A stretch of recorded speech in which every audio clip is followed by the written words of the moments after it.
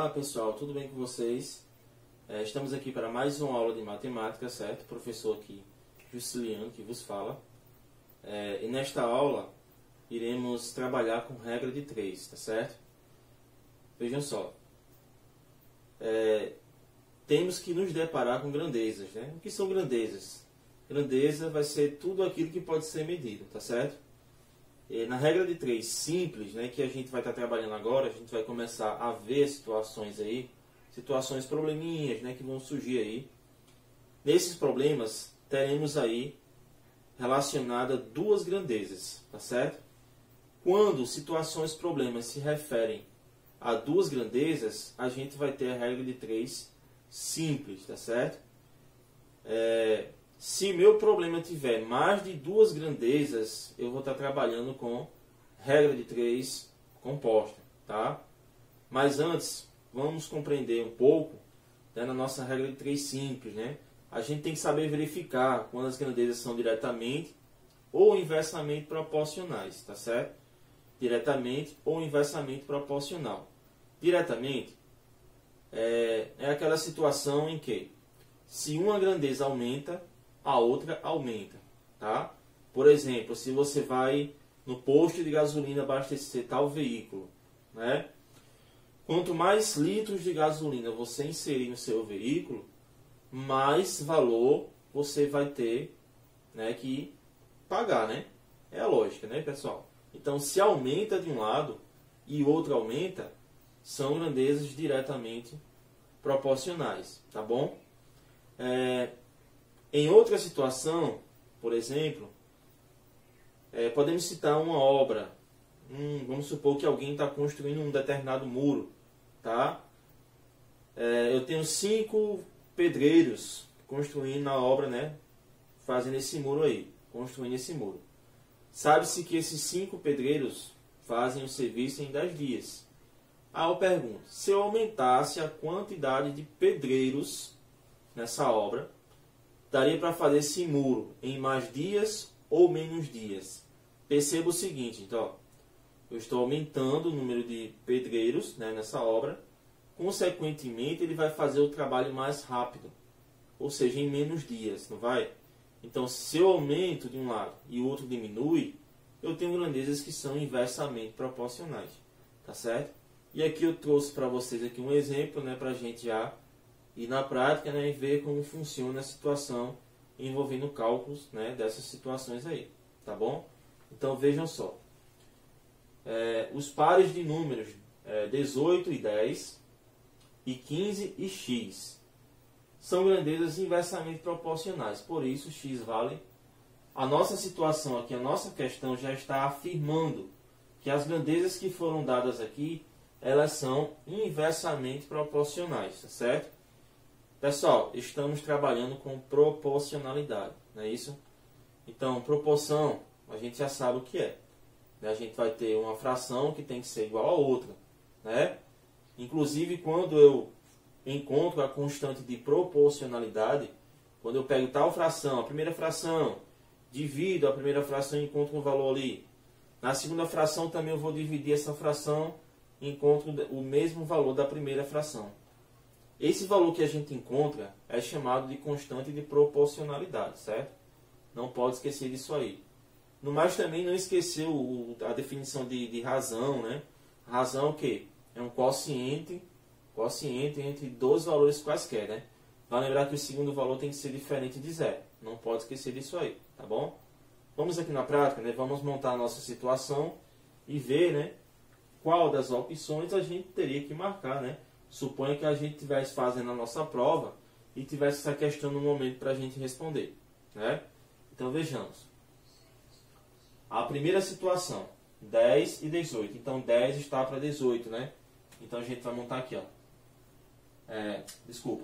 18 está para 10, né? Então 18 sobre 10, tá certo? Então isso vai ser igual a 15 sobre x. 15 está para x, tá certo? Pessoal, falou-se aqui no nosso probleminha que as grandezas aqui, os pares que foram considerados, são grandezas inversamente proporcionais. Então, eu tenho que inverter uma das frações. Eu tenho que inverter uma das frações. Então, eu vou reescrever a situação aqui, tá certo? E vou escolher uma das frações para fazer a inversão dela. Já que a situação é inversamente proporcional, a gente vai inverter uma das frações, tá certo? Então, a primeira fração aqui eu vou colocar normalmente 18 décimos igual a segunda fração eu vou invertê-la, tá certo? O x vai para cima e o 15 vem para baixo. Agora a gente faz o seguinte, multiplicação é o meio pelos extremos, né? Multiplica aqui, ó, cruzadinho, ó. Então vai ficar 10 vezes x vai resultar em 10x, não é isso? 18 vezes 15. Vou colocar aqui, ó. 18 vezes 15. Aí, ó, vou continuar aqui do lado, tá certo? Vou repetir aqui o 10x. E vou fazer a multiplicação agora do 18 vezes 15. Vamos lá. 18 vezes 15. Então, 5 vezes 8 é 40. 5 vezes 1, 5. Mais 4 que subiu aqui, ó. 9, né? 1 vezes 8 vai resultar 8. E 1 vezes 1, 1. Então, soma-se aqui agora, né? Então, aqui 8 mais 9 mais 8 é 17. Vem para cá. E aqui deu 270. Então, 18 vezes 15 é 270.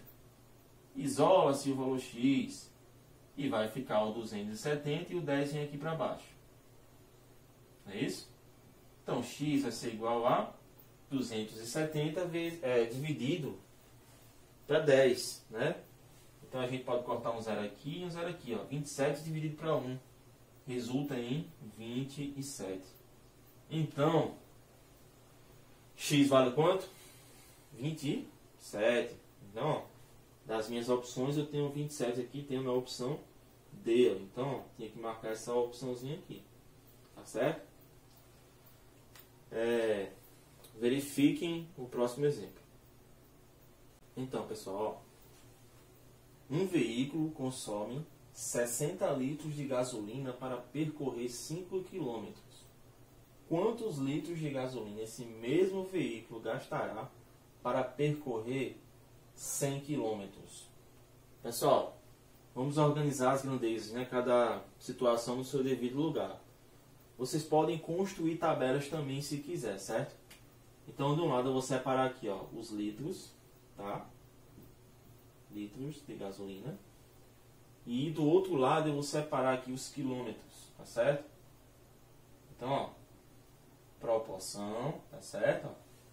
De um lado eu vou colocar os litros e do outro lado eu vou colocar quilômetros, tá certo? Então, ó, 60 litros dá para percorrer 5 quilômetros, tá certo? Aí tá perguntando aqui, ó, quantos litros de gasolina? Então aqui a gente não sabe. A gente representa por alguma variável, tá certo? Ou X ou Y, fique à vontade. Então, quantos litros de gasolina esse mesmo veículo gastará para percorrer 100 quilômetros? Certo? Aí façam-se a perguntinha, né? Utilizem as setinhas. Se eu aumentar a quantidade de litros, por exemplo, né? Dá para percorrer mais quilômetros ou menos quilômetros? Então, gente, ó, se eu tenho mais litros, se eu vou usar mais litros na situação, dá para percorrer mais quilômetros. Eu percebo aqui, ó, que se eu aumentar de um lado, a outra aumenta. Então, a minha situação agora é diretamente proporcional, certo?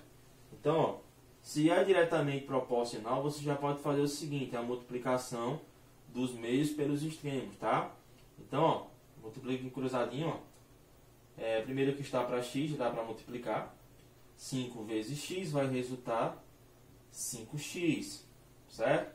60 vezes 100. Então, 60 vezes 100, tá? Eu vou continuar aqui do lado, ó. Vamos continuar. Então, 5x, estou repetindo, tá? Igual a 60 vezes 100. Então, aqui eu faço 6 vezes 1 é 6. Zeros, ó, conta-se os zeros e repete. Então, ó, vai dar 6.000, tá? Isola-se o valor x e vai ficar agora 6.000 sobre... E o 5 passou aqui para baixo, passa dividindo. Então, gente, ó, 6.000 dividido para 5. Né, ó? Então, 6 dividido para 5 vai resultar 1 aqui, não é isso? 1 vezes 5. 5 para 6, falta 1, né? Então, vem aqui o próximo. Agora eu tenho 10. 10 dividido para 5. 2. 2 vezes 5, 10, né? Para 10 sobra o quê? Nada. Desce o próximo 0. 0 dividido para 5, dá quanto? Dá 0, né?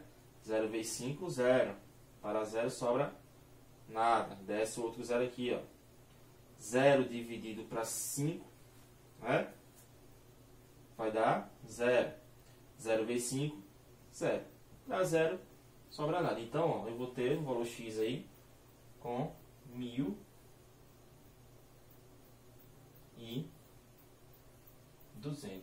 tá certo? Então, eu vou precisar de 1.200 litros, tá?